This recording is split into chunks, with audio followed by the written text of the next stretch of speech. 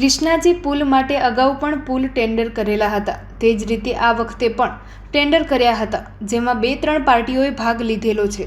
હવે પછી ટેન્ડર ખુલશે ત્યારબાદ કામ ચાલુ થશે। આ ચોમાસા પછી તેનું કામ ચાલુ થાય તેવું લાગી રહ્યું છે। તેઓએ જણાવેલ છે કે ઘણા સમયથી પુલની સમસ્યા હતી। નગરપાલિકા દ્વારા ઘણી વખત તેમના ટેન્ડિંગ પણ કરાયા હતા, પરંતુ કોઈ પાર્ટિસિપેટ ન કરતા બીજા ત્રીજા પ્રયત્ન કરાયા હતા। આ વખતે 2-3 પાર્ટીએ પાર્ટિસિપેટ કર્યું છે, જેથી સમસ્યાનો ઉકેલ થઈ જશે। વરસાદની સિઝન દરમિયાન તેનું કાર્ય મોડું શરૂ થઈ શકે, પરંતુ તેનું કામ પૂરું થશે તેવું લાગી રહ્યું છે।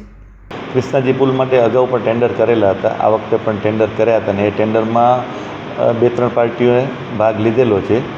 જે હવે નેક્સ્ટ કારોબારીમાં એ ટેન્ડર ખુલશે અને ટેન્ડર ખુલ્યા બાદ એમને જે રીતે કામ કઈ રીતે સ્ટાર્ટ કરવું, લગભગ આ ચોમાસા પછી એમનું કામ સ્ટાર્ટ થાય એવું દેખાય છે। પણ આ વખતે કારોબારીમાં ટેન્ડર ખોલી અને જે પણ છે એ રીતે વ્યવસ્થા કરીને આગળ કામ ચાલુ કરાવશું।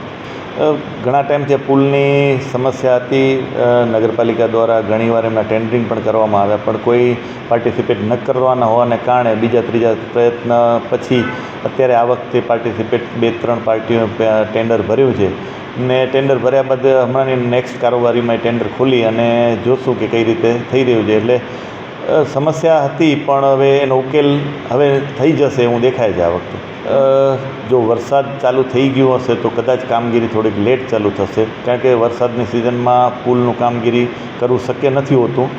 તો 2-3 મહિના બાદ એનું કામ સ્ટાર્ટ થઈ જાય, મગર પણ એક સ્ટેજ આગળ વધશું એવું દેખાય છે અત્યારે।